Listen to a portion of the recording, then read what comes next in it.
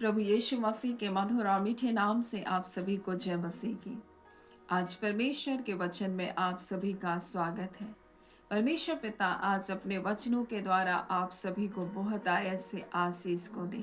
पिता परमेश्वर आज अपने वचनों के द्वारा आपसे बोले और बातचीत करें।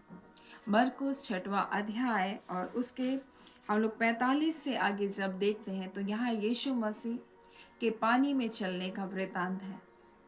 और यहाँ पर इस प्रकार से लिखा है, यीशु मसीह अपने चेलों को विवश करके उनको नाव में चढ़ाकर झील के पार कफरनहूम को भेज रहा है। और यीशु मसीह उनको विवश करके इसलिए भेज रहा है क्योंकि इससे पहले यीशु मसीह ने 5 रोटी और 2 मछली के द्वारा 5,000 से भी अधिक लोगों को भोजन कराया। और जब लोगों ने इस अद्भुत कार्य को अपने जीवन में होता हुआ देखा, तब वो लोग यीशु को राजा बनाना चाहते थे। और यीशु मसीह वहां से निकल गया अकेले एकांत में, क्योंकि वो जानता था वो उसका काम नहीं है। वो पृथ्वी में इस प्रकार से राजा बनने नहीं आया, अपने नाम के लिए नहीं आया, अपनी महिमा के लिए इस प्रकार से कि लोग मुझको इस प्रकार से राजा बनाए, इस कार्य के लिए नहीं आया। परंतु वो जानता था उसका क्या कार्य है। वो हमारे लिए अपने प्राण को बलिदान करने के लिए इस पृथ्वी में आया। वो मान और सम्मान के पीछे नहीं रहा, परंतु वो अकेले एकांत में चला गया। अपने चेलों को भी वहां से वो विवश करके भेजा।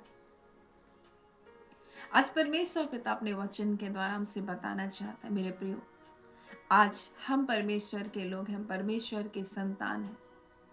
हमारे जीवन का भी एक उद्देश्य है कि हम पिता की इच्छा को पूरा करें। हमें संसार में तारीफों के पीछे, बड़ाई के पीछे, लोगों की बातों के पीछे अपने जीवन को ना गंवाएं। कुछ लोग, जब लोग हमारी प्रशंसा करते तो हम आनंदित होते, जब लोग हमें बुरा कहते तो हम निराश भी हो जाते हैं। लेकिन निराशा और प्रसन्नता ये परमेश्वर के लोगों के लिए मायने नहीं रखना चाहिए, परंतु जो कार्य परमेश्वर ने हमको दिया, हमको उनको करते चले जाना है। और यही काम यीशु मसीह ने किया। निश्चय परमेश्वर अपने लोगों के जीवन से अद्भुत कार्य को कराता है। निश्चय परमेश्वर अपने नाम की महिमा को प्रकट करता है, चंगा करने के लिए अपने हाथों को बढ़ाता है, अद्भुत छुटकारे के कार्य को भी करता है।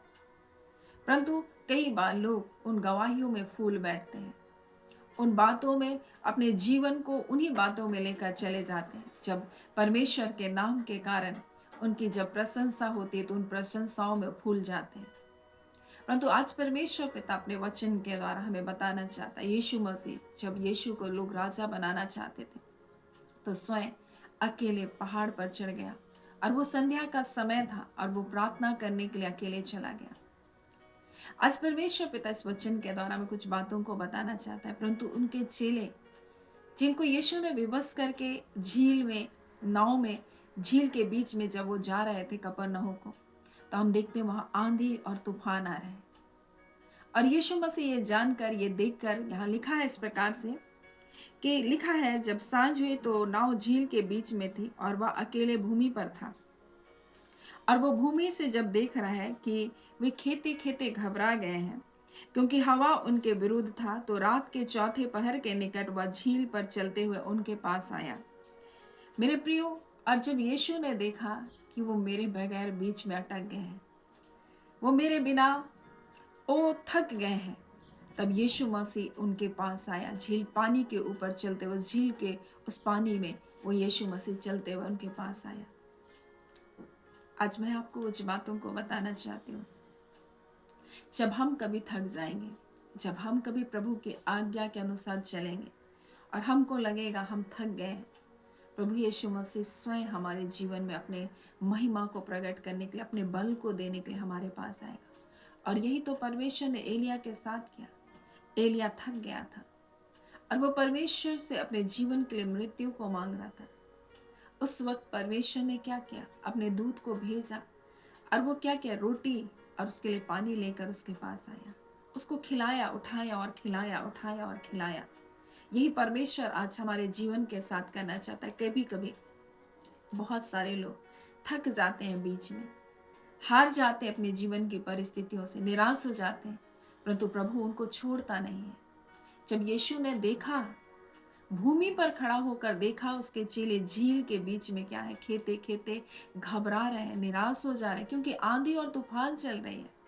और उसी आंधी और तूफान के बीच यीशु मसीह उनके लिए उतर आया। और इसलिए आज परमेश्वर का वचन हमसे कहना चाहता है, हे लोगों, हर समय परमेश्वर के ऊपर भरोसा रखो, हर बात के लिए उस पर भरोसा रखो। और यही बात जब हम ये सही माफ कीजिएगा, भजन संहिता 84 में जब हम पढ़ते हैं तो यहाँ इस प्रकार से लिखा है, क्योंकि यहोवा परमेश्वर सूर्य और ढाल है, यहोवा अनुग्रह करेगा और महिमा देगा। मेरे प्रियो, और जो लोग खरी चाल को चलते हैं उनसे वह कोई भी अच्छी वस्तु रख ना छोड़ेगा। हे सेनाओं के यहोवा, क्या ही धन्य है वह मनुष्य जो तुझ पर भरोसा रखता है। किसी भी परिस्थिति में परमेश्वर के ऊपर आप भरोसा रखें। और ये चेले निराश हो गए थे होंगे, उन आंधी और तूफान में सोच रहे थे अब हमारे जीवन का खात्मा है, क्योंकि लिखा है आंधी और तूफान उनके विरोध में चल रहा था और वो आगे नहीं बढ़ पा रहे थे। कई बार हमारे जीवन में भी ऐसे हालात, ऐसी परिस्थितियां आ सकती हैं, परंतु क्या यीशु मसीह हमारा परमेश्वर जब इन बातों को देखता है वो चुपचाप रहेगा? बिल्कुल नहीं। और यीशु मसीह ने जब देखा कि वो खेते खेते नाव को थक चुके हैं, तब यीशु मसीह इस प्रकार से लिखा है, जब उसने देखा कि वे खेते खेते घबरा गए हैं, हवा उनके विरुद्ध थी, तो रात के चौथे पहर के निकट वह झील पर चलते हुए उनके पास आया और उनसे आगे निकल जाना चाहता था। मेरे प्रियो, और ये परमेश्वर का स्वभाव है, आता हमारे लिए ही है, लेकिन कभी कभी ऐसा लगता है प्रभु हमसे आगे चला जा रहा है, हमारी ओर कोई ध्यान नहीं दे रहा है। उस समय हमें क्या करना है? हमें पुकारना है, अंधे बर्तिलमाई के जैसा हमको पुकारना है। हमें पुकारना है, क्योंकि हमारा परमेश्वर हमारे पुकार को सुनने वाला परमेश्वर है। हमें प्रार्थना करना है, हमें पुकारना है, प्रभु हमारी मदद करे, हमारी सहायता करे। और जब हम उसे पुकारेंगे, और यहाँ पर चेले पुकारे तो नहीं, लेकिन वो देख करके यीशु को चीखने लगे और कहने लगे कि जरूर ये भूत है। वो डर गए थे, परंतु उस डर के बीच में भी यीशु मसीह उनके साथ था। और इस प्रकार से लिखा है, और वह उन्होंने उसे झील पर चलते हुए देखकर समझा कि भूत है और चिल्ला उठे, क्योंकि सब उसे देखकर घबरा गए थे। परंतु तुरंत उनसे बातें करके कहा, ढाढ़स बांधो, मैं हूँ। और यीशु मसीह उनके नाव में आया, और जैसे ही नाव पर आया आंधी और तूफान थम गया। कई बार हमें प्रभु कार्य करने के लिए हमको आगे भेजता है, परंतु कई बार वो स्वयं ठहर जाता है ताकि हम इस बात को सीखें कि हम उसके बगैर कुछ भी नहीं कर सकते। हम उसके बगैर कुछ भी नहीं, और मसीह में ही हम शांति के साथ आगे बढ़ सकते हैं। और इसलिए हम अक्सर परमेश्वर से ये प्रार्थना जरूर करें, प्रभु हमारी सहायता करें, हम आपके बगैर कुछ नहीं कर सकते, हमें आपकी जरूरत है, हमें आपकी आवश्यकता है प्रभु, हम आपके बगैर कुछ भी नहीं, हम इस दिन को, इस पल को जी नहीं सकते आपके बगैर। और जब हम इस प्रकार से परमेश्वर के सामने नम्र और दीन होते हैं, परमेश्वर का वचन कहता है वह अंधेरे में भी हमारे लिए उजाला बनकर आता है। और इसलिए परमेश्वर का वचन भजन संहिता 23 में कहता है, चाहे मैं घोर अंधकार से भरी हुई तराई से होकर गुजरूं तो भी हानि से ना डरूंगा, क्योंकि तू मेरे साथ रहता है।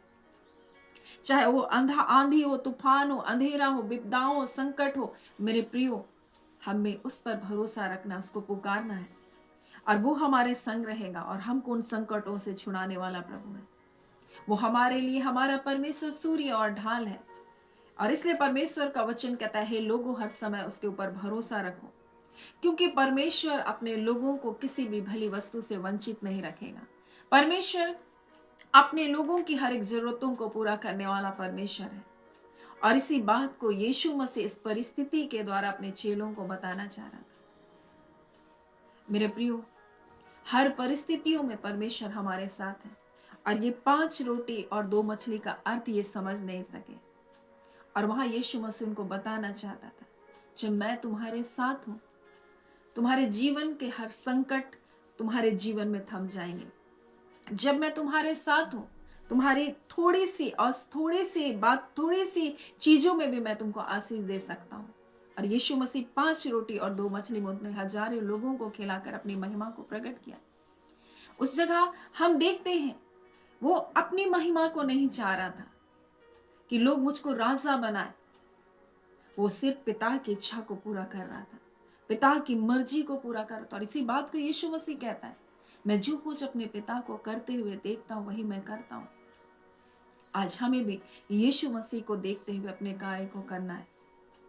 वही हमारा सिद्ध करने वाला मसीह है। और यीशु मसीह ने वहां राजा बनने के लिए अपने आप को उनके साथ में नहीं रख दिया। वो मनुष्य की तारीफ, मनुष्य की बड़ाई नहीं चाह रहा था। और वो अपने चेलों को भी बताना चाह रहा था, हर हालात, हर परिस्थितियों में जब मैं तुम्हारे साथ हूंगा, कोई परिस्थिति तुमको दबा नहीं सकती, कुचल नहीं सकती, नाश नहीं कर सकती। और इसलिए मेरे प्रियो, हम हर हालात, हर परिस्थितियों में अपने परमेश्वर के ऊपर भरोसा रखें, क्योंकि वो परमेश्वर है। उसका वचन हमसे कहता है, चाहे हम घोर अंधकार से भरे हुए तराई से भी होकर चले तभी हानि से नहीं गुजरेंगे, क्योंकि वो परमेश्वर हमारे साथ रहने वाला परमेश्वर है। और यीशु ने जब देखा उसके चेलों को कि वो घबरा रहे हैं, खेते खेते वो आगे बढ़ नहीं पा रहे, तो यीशु स्वयं उनके बीच आया। और उन्होंने क्या किया? वो यीशु को तो नहीं पुकारे, लेकिन घबराहट में जरूर चिल्लाए। और मेरे प्रिय, संकट में जब हम प्रभु को पुकारते, वो हमारी सुधि रखता है। और यीशु ने कहा, मत डरो, मैं हूं। और यीशु मसीह जैसे उनके नाम में आया, लिखा है आंधी तूफान थम गए। और एक काम वहां हुआ, वहां पर यूहन्ना में जब पढ़ते हैं, और जहां उनको पहुंचना था तुरंत पहुंच गए। इस प्रकार से लिखा है, जब आप यूहन्ना में और उसके जब 6वें अध्याय में पढ़ेंगे, और उसके 21 में लिखा है, अतः वे उसे नाव पर चढ़ा लेने के लिए तैयार हुए, और तुरंत वह नाव उस स्थान में जा पहुंची जहां वो जा रहे थे। आज मैं आपको बताना चाहती हूँ मेरे प्रियो, जब हम परमेश्वर के पीछे चले, संसार की तारीफ या संसार का विरोध, संसार के अवहेलनाओं में हम फंसे ना रहे। दूसरी बात, हमारे जीवन में इस बात को कि प्रभु हमारे साथ है। हम कभी भी पर अपना भरोसा संसार पर, संसार की बातों पर ना रखें, परंतु प्रभु यीशु मसीह के ऊपर अपना भरोसा रखें, अपने पिता परमेश्वर के ऊपर अपना भरोसा रखें, क्योंकि वो हर संकट को, हर दुख को, हर तकलीफ में हमारे संग रहने वाला हमारा प्रभु है। और जब वो हमारे संग है, आंधी और तूफान हमारे जीवन में हमको नाश नहीं कर सकते। और इसलिए तो भजनकार भजन संहिता 23 में इस प्रकार से कहता है, चाहे मैं घोर अंधकार से भरी तराई से होकर चलूं तो भी हानि से ना डरूं। हानि नहीं होगी, और कोई हानि नहीं हुई उन चेलों की। आंधी तूफान थम गया, और जहां पहुंचना था वो जल्द पहुंच गए। वैसे यीशु मसीह जब हमारे जीवन में है, हमको जहां पहुंचना उसमें कोई देरी नहीं होगी। कोई आंधी तूफान हमारे जीवन को हमको नाश नहीं कर सकता। सो परमेश्वर पिता इन वचनों के द्वारा हम सभी के जीवन को बहुत आय से आशीष को दे। आमीन। आइए हम प्रार्थना करेंगे। धन्यवाद देते हैं जीवते सच्चे सामर्थ्य अबा परमेश्वर, प्रभु यीशु के नाम से अब आपके निकटता में आते हैं। हम आपका धन्यवाद करते हैं खुदाबंद परमेश्वर, आज इस वचन को प्रभु जब हमने मनन किया है परमेश्वर पिता प्रभु, हम अपने पूरे ध्यान को उस वचन के ऊपर लगाएं, और खुदान परमेश्वर और भी जो बातों को आप बताना चाहते हैं उन बातों को भी आप प्रकट करें। खुदाना बा परमेश्वर, हमारा भरोसा आपके ऊपर है और आपकी मर्जी को पूरा करने के ऊपर बना रहने पाए।